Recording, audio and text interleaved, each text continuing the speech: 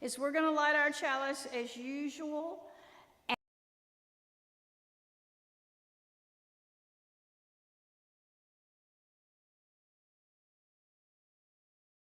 Go with her when she goes. So as we read her words, we understand that Katie will light our chalice for the last time as DRE, and then she will light her chalice for the first time.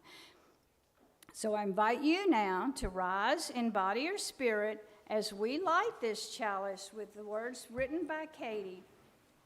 And after that, we will sing our song response. Okay? So if you will read with me, the end is the beginning. We call forth the life of our faith by igniting our chalice.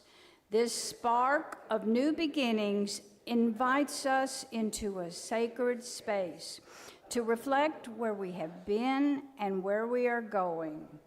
Even knowing that this particular flame will intentionally end with our ritual extinguishing, we fear not its end, for we know with brave hearts that from every ending of our lives, we are set forth to make a new beginning.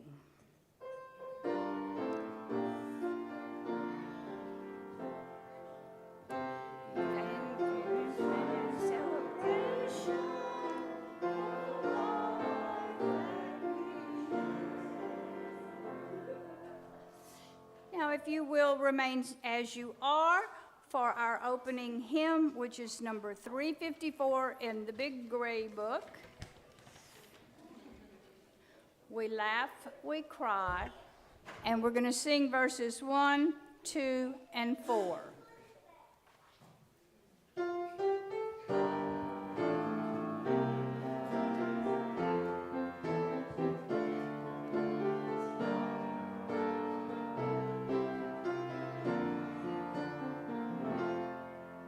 We laugh, we cry, we live, we die, we dance, we sing our song. We need to feel there's something more than which we can belong.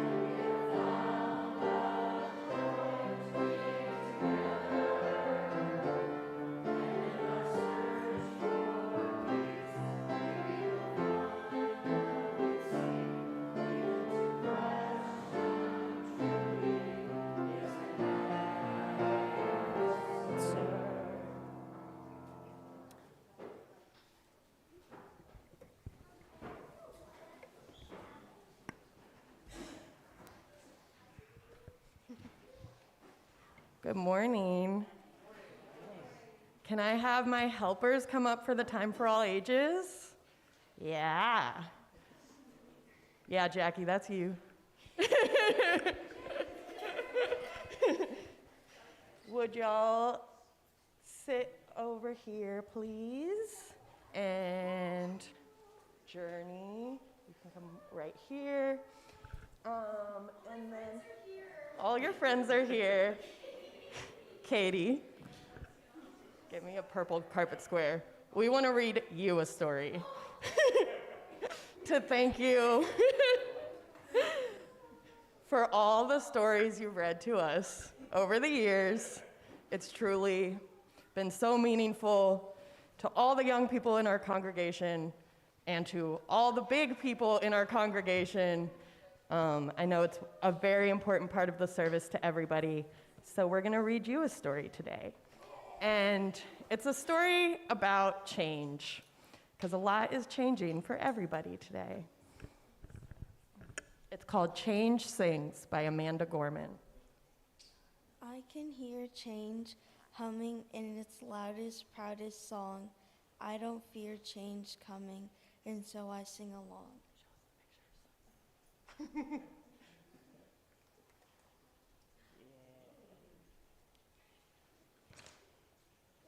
I scream with the skies of red and blue streamers. I dream with the cries of tried and true dreamers.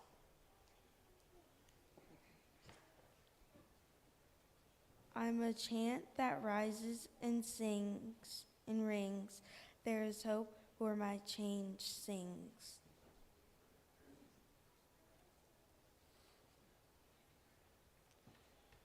Though some don't understand it, those windmills of mysteries, I sing with all the planet in its hills of histories.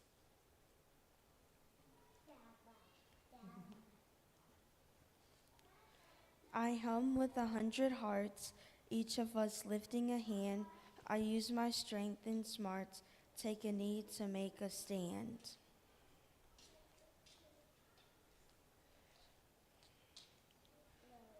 I'm bright as the light each day brings. There's love where my change sings.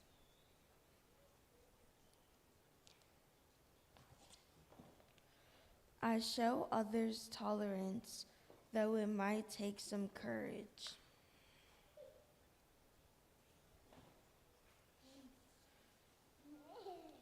I don't make a taller fence, but fight to build a better bridge.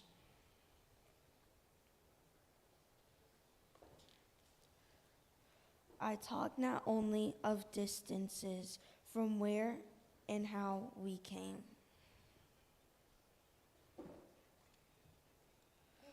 I also walk our differences just so we are the same. I'm a movement that roars and springs. There's a wave where my change sings. Change sings where? There, inside me, because I'm the change I want to see. As I grow, it grows like seeds. I am just what the world needs.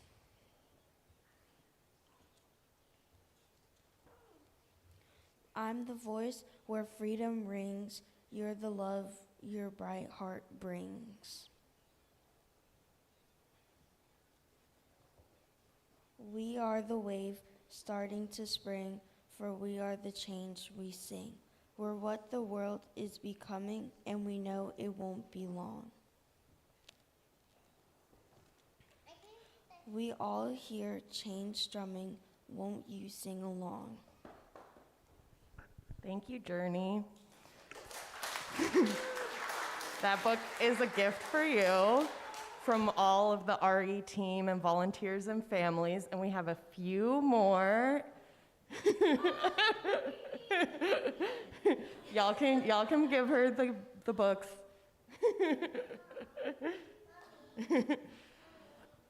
So some of our families picked out their favorite books that you've read for them.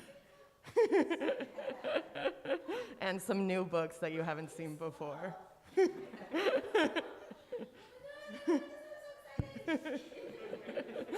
That one's, they just released a book of the Blue Boat Home hymn, so that's what she's reacting to. From all of us in RE, thank you, Katie.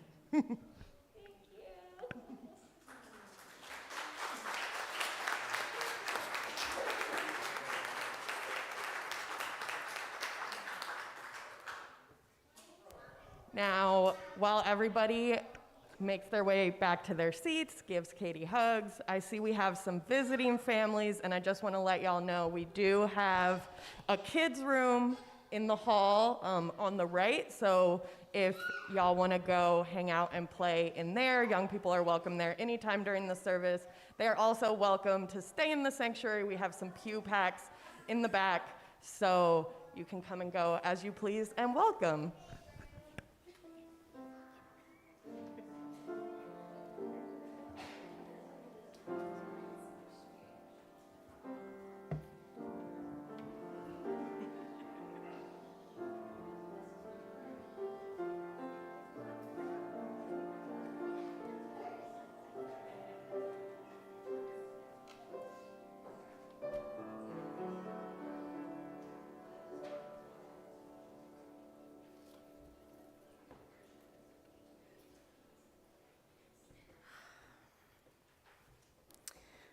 Good morning, y'all.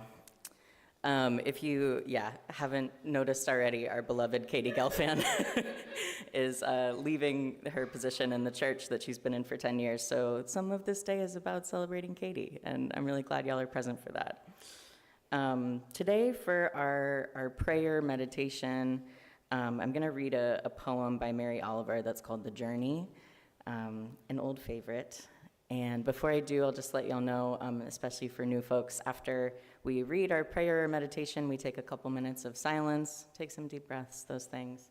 And then we close that time by singing Voice Still and Small, the words for which are in your order of service. So I invite you to sit back, take a deep breath, feel free to close your eyes, whatever makes you most comfortable. Mary Oliver wrote this poem.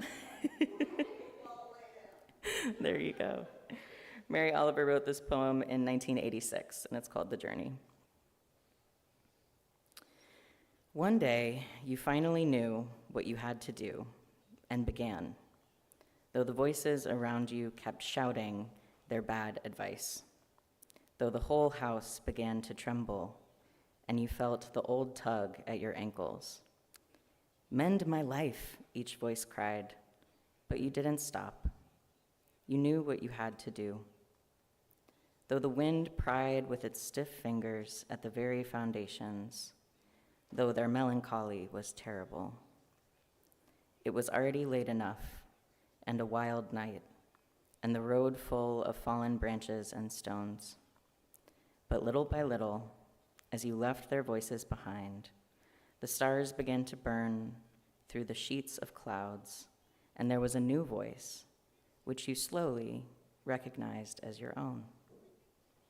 That kept you company as you strode deeper and deeper into the world, determined to do the only thing you could do, determined to save the only life you could save.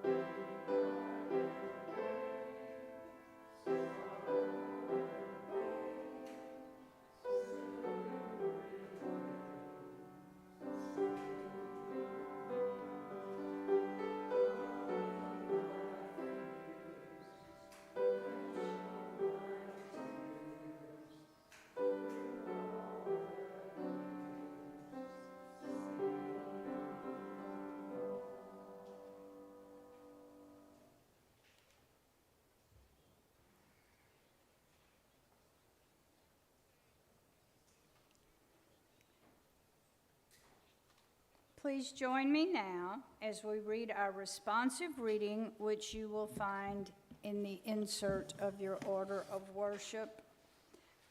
We Are a Bridge is the name. I'll begin, and if you'll please respond with the text that's in italics. We Are a Bridge by Leslie Takahashi. We celebrate our desires to stretch our wings towards where we wish to fly and soar free. We affirm our commitment to remain connected to those who are still earthbound and captive, remembering that a bridge may be a footpath or an umbrella. We acknowledge our own desires and also our interconnections with one another. We honor our own hearts and also the hearts of our neighbors, friends, and fellow inhabitants of this ever-perplexing world.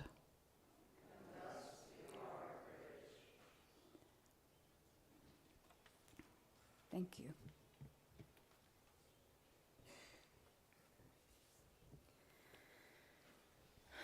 Good morning, y'all. Hey. Gosh, I don't know about y'all, but this service is flying by for me. I'm like, we're already at the sermon? What the heck? All right. So this sermon today is going to be a lot more about my personal experience than some other moments that I've shared with y'all in the pulpit. These are some reflections on my own personal experience as a Unitarian Universalist. And this certainly won't cover everything. I don't really know many people who could sum up their relationship to their spirituality in 15 minutes or less. If you can, that's impressive. But I grew up at this church. I was really lucky to be raised Unitarian Universalist. So I don't really have a time in my early life where I don't remember coming to church. My parents joined when, as they say, I was still in the baby bucket, so a couple months old, I think. I remember running around the circular hallway of our old building. You could just make laps, and there would always be different elders who would catch you and be like, stop running, you know? Just that feeling of being known by so many different people in that circle. I remember attending religious exploration classes, which was basically like a world religions class for young people. I remember feeling so curious in those spaces. I remember the feeling of having so many different people know my name, being so little but still having people talk to me rightfully like I was a full person with opinions, feelings, and needs. After Katrina, we held the youth group in the hallway entryway with some donated beanbags and a smelly, lovely, incredible floral patterned couch. I love her. I will die on that hill. It was a great couch. Eventually, when as we were fixing the building together, we moved into the chapel room once we fixed the floor. And I remember being so excited about having a space that was fully ours. We could put our community agreements up on the wall or on the chalkboard permanently and really decorate the place to be our own. I think we all worked out a lot in that space. Growing up in post-Katrina New Orleans was not a simple thing, but that's a sermon for another day. When I was 14, I was unexpectedly pushed out of the closet. A friend's dad read our text messages where we were discussing realizing we were queer. He called me demanding to speak to my parents. This just so happened to be on the Friday before a Sunday service that had been fully planned by our youth group at the time. We chose the theme of love. And seeing that that's a pretty broad theme, everyone brought a lot of different directions to that. For the sermon, everyone shared short writings on what love meant to them, which, coming from high schoolers, was truly beautiful and full of insight, wit, and passion. It's still amazing to me how much young people know. My section of the sermon was about unrequited love. I'd been infatuated with one of my best friends at the time who was, and still is, incredibly straight. The piece was the first time I planned to publicly tell folks, including my own parents, that I was navigating same-sex feelings and queer longing that so many of us experience, right? Especially in the early years of being yourself. I really went back and forth on sharing the piece. There were maybe 7 edits of the 4 paragraphs. I kept coming back to youth group friends, some of whom were older and already out, to ask them if I should change the pronouns to make it sound vaguely straight or cut the piece altogether. They were gentle and encouraging. I ended up reading the piece in the service, and I just remember the overwhelming love pouring out from our congregation, from some of y'all. For some folks, that was knowing looks of shared experience. It was quiet. For others, that was a subdued, normalizing comment like, "Hey, great speech." I often get emotional thinking about how lovely it was to experience that after a really shitty weekend. It was such a loud reminder that not everyone would react like my friend's dad did. I experienced OWL with that youth group. For folks unfamiliar, OWL stands for Our Whole Lives. It's a comprehensive sex ed program that goes way beyond the birds and the bees. It's consent, it's gender, it's safety, it's bystander intervention. It's really great. Our OWL class was taught by 2 of my favorite people, our youth group leaders, who happened to be a lesbian woman and a trans man. Over time, and only when appropriate, they shared pieces of their identities and experiences with us. So much of the world opened up for me through this experience. Like many UU youth who do OWL, I became the designated, though unofficial, sex ed kid at my school. First, dropping public health knowledge whether people wanted it or not. And then I started asking my friends about consent and talking with my girlfriends in relationships with guys about if they were taking things at a pace they were comfortable with, for example. It's interesting, I know I talked a lot with my friends about the facts, information about our bodies and other people's bodies and the basics of, again, the birds and the bees. But what stands out to me most now as an adult is how many people ended up confiding in me about experiences that didn't feel good to them, processing those things, learning how to advocate for ourselves. So many conversations I had after OWL were much more about the nuances of growing up, being queer, being girls in the world, and what we might think of when we hear sex ed, than what we might think of when we hear sex ed. It really changed how I thought about relationships. A lot more happened, but when I finished high school, I bridged. In the UU tradition, bridging is a ceremony that we do to honor folks as they graduate a milestone, so like after high school. It's a way that we honor their growth, celebrate the transition itself, and the young adults in the congregation will literally make a bridge, and the young person walks through. Addison experienced this recently. It's really about welcoming that young person into the young adult community. When I left for college, I was so done with New Orleans. I did not think I would come back. I was done. I went to a UU church a few times in New England where I went to school, and it was okay, but it felt very churchy. They didn't sit in a circle, which we don't now, but in our old building we did. They sang songs I didn't know, and no one knew my name. I came back in the winter and summer breaks to work at the Center for Ethical Living and Social Justice Renewal, CELJR for short, because that name is so dang long. CELJR was really special. It was an organization founded after Katrina to make sure that all the people who were coming down to support rebuilding the city were actually connected with local organizations that needed that support and families that needed that support.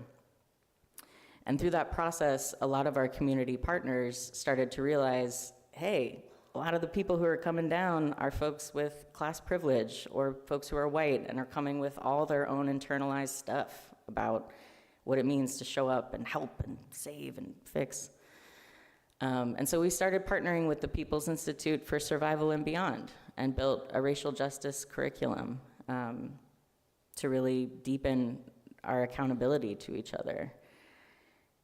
And that work really changed my life. It was very special. Selger was founded by the Greater New Orleans UU Collective, so it is deeply tied to this faith tradition.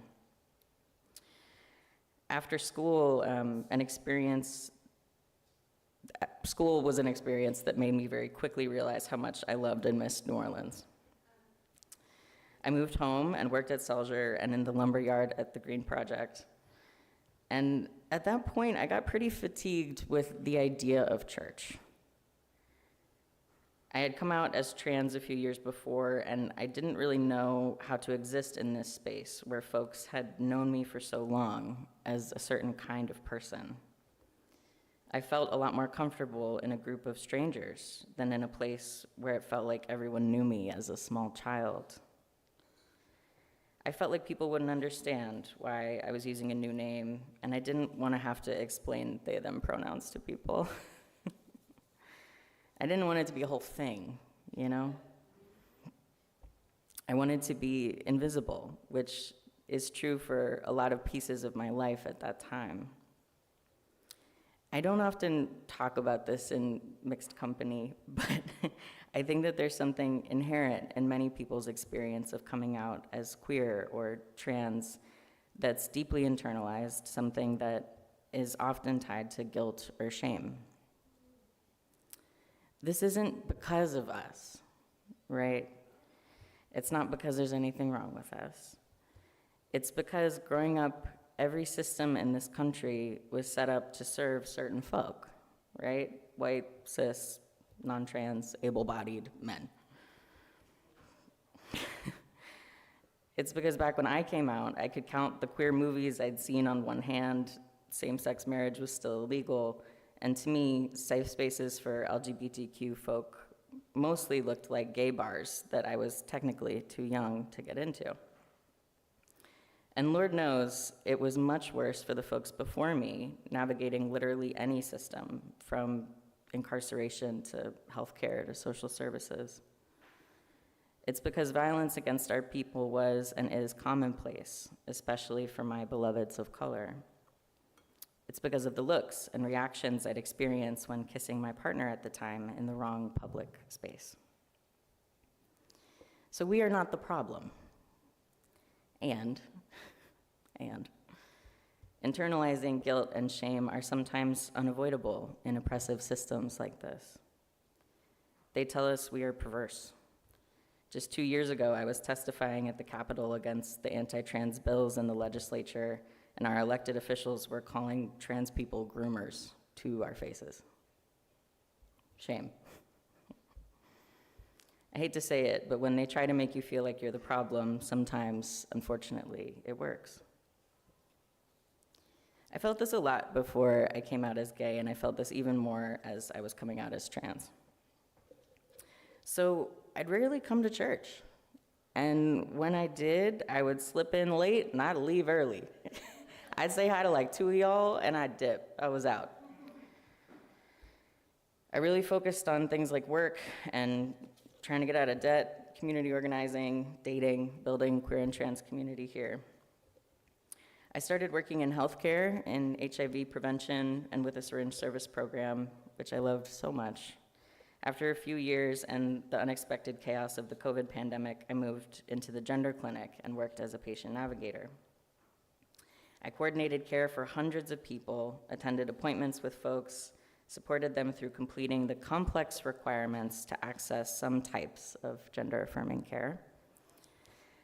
And I held it down with some legislative advocacy, with a coalition in the state fighting against transphobic and racist legislation proposed in Baton Rouge.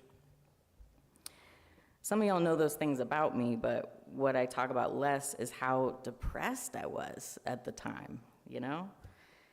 my mental health got rough. We had 2 patient navigators for about 1,500 people of trans experience, which is its own thing, but the vast majority of those folks are navigating systems that are not made to serve them. The legislative violence across the South got worse and worse, and I felt like I was drowning all the time, like I couldn't catch up. I burnt out, and I burnt out hard. At some point during those dark years, I started to come to church every once in a while. I was still late, LOL, but I was coming. In late 2022, Katie Gelfand came up to me. She asked if I'd ever considered co-teaching OWL. My friends Barrett and Adam had gotten trained and were starting a class and needed a backup teacher or a sub who could be there consistently. Now, if there is anything that will get me to church, it's OWL. You knew that. There you go. The curriculum that changed my life as a young person, the one that showed me there are countless ways to be a good human, advocate for myself and my needs, and that consent is the foundation of all healthy relationships. Absolutely. Katie knew how to hook me, for sure. I truly believe that a right-sized ask at the right time is an absolutely magical thing. And it's hard to be depressed when young people are brightening your life up, right? They're amazing. They're hysterical. Their questions are brilliant. And I started to remember what I loved about this place as a kid. I started to reconnect with people, re-experiencing how special my intergenerational friendships were. I began to share more of myself openly, showing folks who I've become at this point and asking to see you in return. Eventually, I started to remember why UU values mattered to me so much, why services could make me laugh and cry and feel so seen all at the same time. I wanted to talk about some pieces of this, of my own relationship to this community, because 1, it feels good to talk about. Why not? 2, I always want to normalize our nonlinear relationships to this faith. And I think this experience of coming, growing, going, growing, coming back is universal for a lot of us who choose to have a spiritual community. And I think there's something really magical about the cyclical nature of this, right? Some Sundays I need to come here and just soak up the wisdom that's being shared. Some Sundays I want to come, be seen, talk with you deeply, hear what's on your heart. And there are some days I just need to come here and sit in the back and cry a little. You feel me? Yeah. I like to believe that this is a place where you'll always be invited back, a place where you belong, no matter how long it's been. With that, I just want to say, Katie, thank you for making a right-sized ask at the right time. I'm now one of the co-chairs of our worship arts team, and getting to plan services for y'all, with y'all, is such a sincere pleasure. I've really grown in this work, and I'm excited to keep it going. Katie, you will be very missed, and thank you. Thanks, y'all.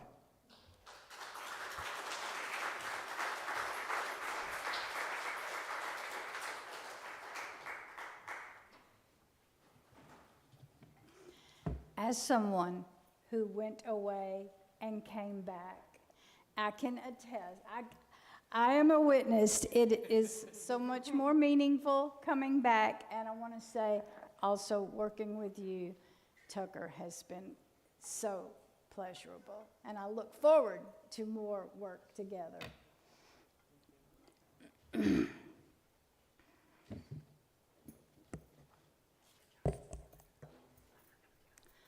So,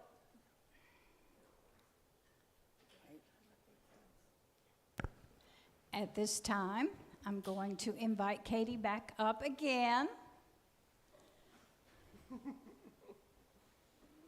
And while she's coming up, I'm going to explain a few things.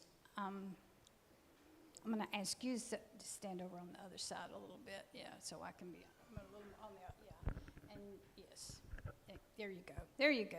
There you go. Let's both step down here. There we go. Okay.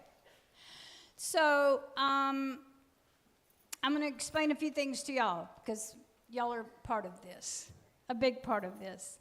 In January 2024, Katie, you led us into a new year that at the time held a lot of questions and dread and unknown opportunities. A New Year's ritual with us called Crossing the Threshold. Last month, you helped us celebrate a youth member who's here today and in what you call a bridging ceremony. So today, we're going to kind of cross the threshold with you and help bridge you into the future. We'll also be calling on our ceremonies where we use blessings with the roses. So we're going to start with a rose blessing, but first I got to tell our friends how they're going to help. We're going to ask you, once I bless Katie with the rose, we're going to ask you to come to the aisle as you're willing and able and make a line on either side of the aisle. If you can't make it out to the aisle to be on either side of the aisle, maybe you can stand behind the person that's at the aisle, and if it's okay with them and okay with you, you can put your hand on their shoulder, but you can also just put your hands up and signify energy, because we're going to be giving our energy, not all of it, but we're going to be sharing our energy with Katie as she walks through the threshold. And so Tucker and Barrett in a minute are going to, as y'all are getting to the aisle, Tucker and Barrett are going to pass out roses, and we're inviting you to do is hold your roses in an arc over the aisle for Katie to be blessed as she walks through and to take our energy with her. Katie.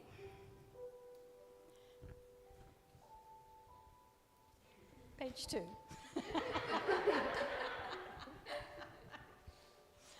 Katie, I dipped this rose. Oh, that's the thing I didn't tell you. After we did our water communion last September, Katie and I said, we should put this water away and then use it throughout the year. It grows sometimes like the loaves and fishes, you know those loaves and fishes. It grows. So we're going to use it throughout. It's our holy water, and it's the water that's been blessed at the water communion, and we're going to use it for other ceremonies if we name any babies or whatever. But we're going to use it today for Katie. So I'm going to dip this rose into our already blessed water. And this rose is going to take our energy and our love and our hopes and our dreams for Katie with her. So, Katie, can I bless you? A little more. That extra. And your heart. Can I do your heart and your hands?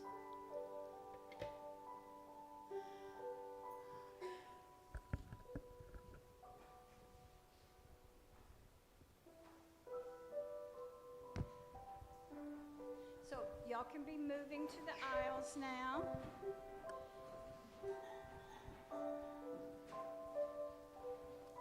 You get to hold that with you. You get to take that with you. So you know, there's room in the back, or you can come up to the front if you want to. And we appreciate Dwayne giving us music to do this by. So yeah, there's still room up here if anybody wants to come up here. And I need one. There's one.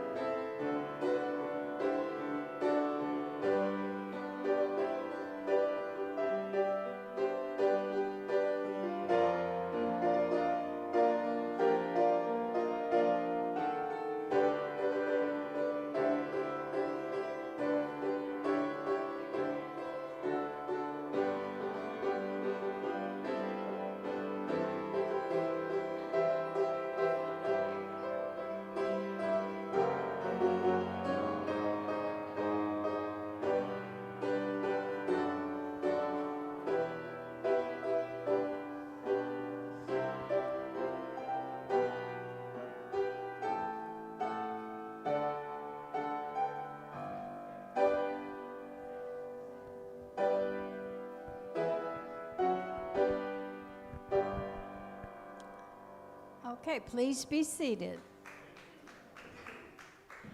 And you may keep your rose, or you may give it back to Katie because she doesn't have enough flowers.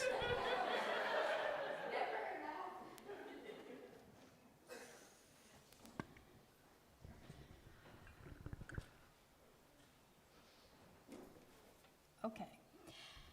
As you use, generosity is one of our shared values. As you use, we agree to cultivate a spirit of gratitude and hope. We understand that our generosity connects us to one another in relationships of interdependence and mutuality. Generosity is a spiritual discipline, and we practice our act of giving by either placing it in the offering plate when it comes by, or you can look on the back of your order of worship and be generous digitally. I'm going to dedicate this song, can you hear me, to Katie.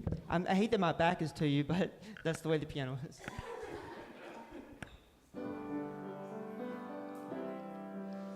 Saying goodbye, going away, seems like goodbye, such a hard thing to say.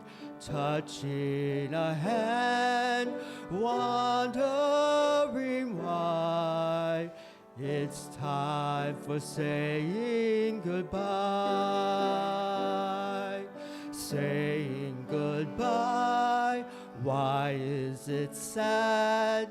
Seems like goodbyes, remember good times we've had.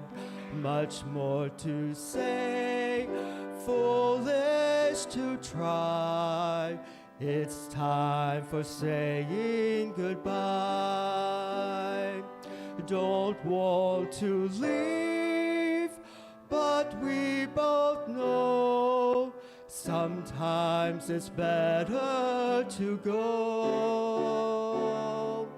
Somehow I know we'll meet again.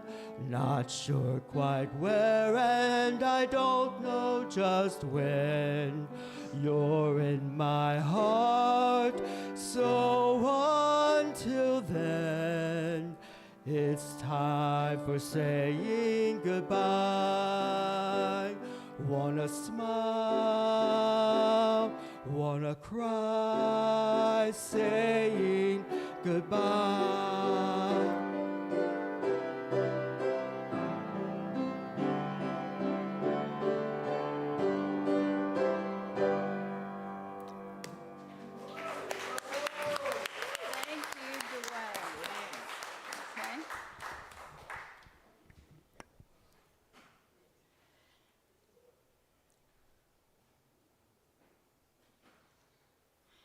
Gifts to this community are gratefully received. Let us acknowledge these gifts by reading together the words in your order of service. This gift from the abundance of my life blesses me, our ministries, and the world. As you use, we covenant freely and compassionately to share our faith, presence, and resources. Giving in the offering plate and pledging are only a part of how we steward this congregation. There are countless other ways to serve, build community, and share our love with the rest of the world. Here's a few examples.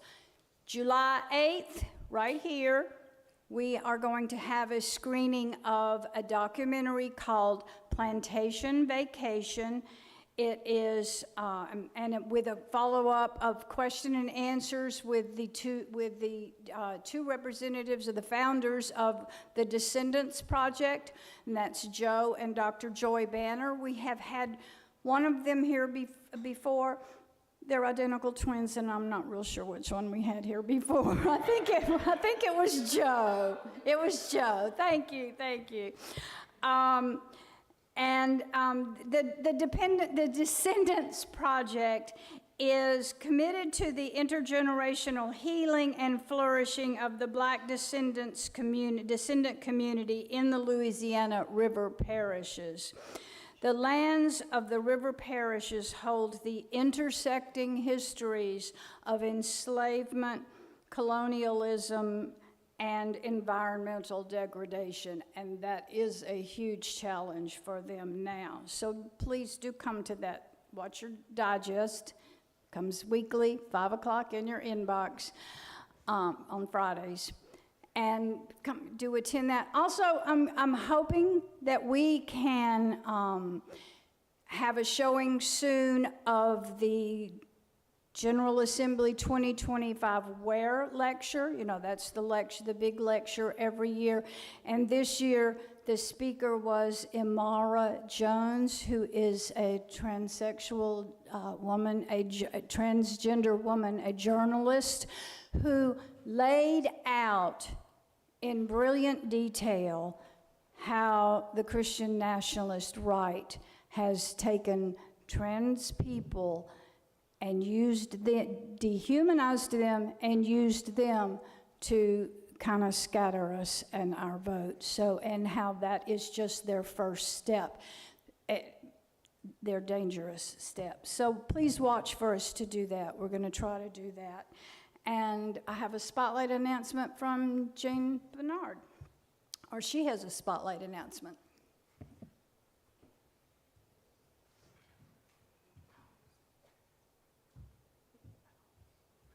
Thank you, Beverly, for remembering.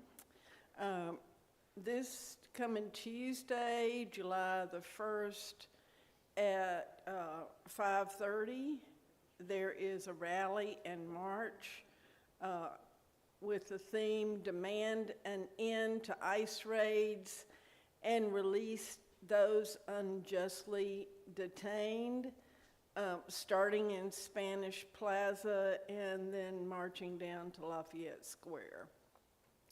The sponsor is SEIU, Service Employees International Union, with 13 co-sponsors, including LA, AFL-CIO, Step Up Louisiana, Palestinian Youth Movement New Orleans, National Immigration Project, Indivisible NOLA, ACLU Louisiana, Vote, Union Migrante. So let's show up, please. Thank you. I have one more thing to say, Beverly. I'm so sorry. Don't be mad at me. So, for those who don't know, a few weeks ago, Beverly left her position as board president, and we thanked her, and it was wonderful, but our gift for her had not arrived yet. So we'd like to present it to her today. Keep surprising me. It's a big day of surprises and gratitude and gift giving. And Katie helped pick it out, so we wanted to give it to you today while she's still here. You'll have to stop doing this.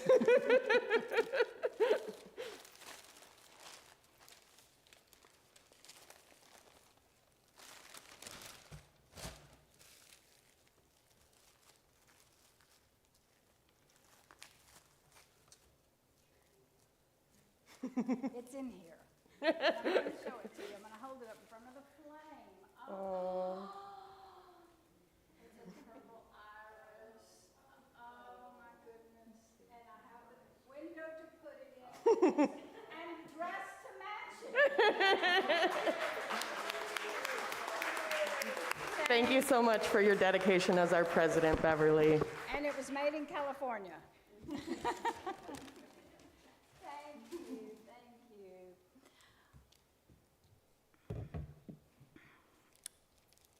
And I wanted to say, after those announcements, the world is heavy with us, but we can bring our joy out there to that scary world.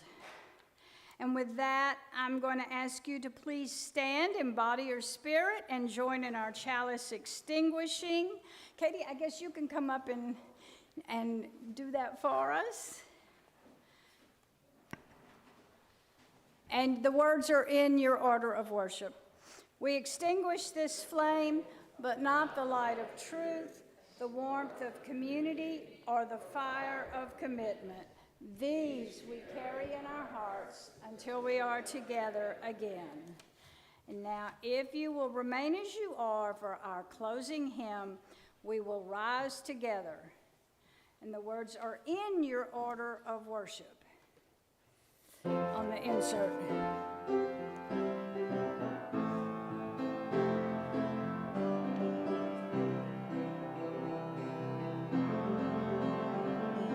We will rise together, you and I, rise together hand in hand. Come on, we will rise together, heads held high. We will reach the promised land. Come, my friend, and see a brighter day, where freedom rings for everyone. Come along and we will find a way to justice rising like the sun. We will bring together you and I, sing together hand in hand. Come on, we will sing together, heads held high. We will reach the promised land. Come, my friend, and see a brighter day, where freedom rings for everyone. Come along and we will find a way to justice rising like the sun. We will dance together, you and I, dance together hand in hand. Come on, we will dance together, heads held high.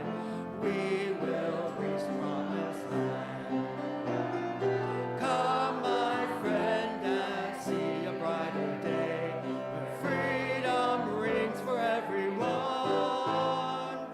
Come along and we will find a way to justice rising like the sun. To justice rising like the sun. Just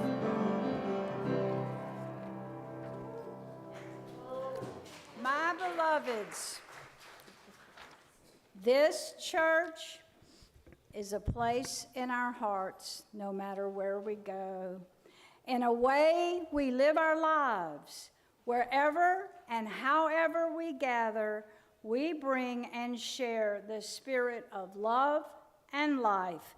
Let us invite that spirit to fill us now as we enter into this day.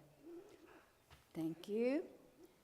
We were known originally as the Church of Strangers. We hope we have no strangers here. We are all friends, and we have coffee and refreshments. We don't have coffee. We have boiled advisory water, and we have lots of hugs.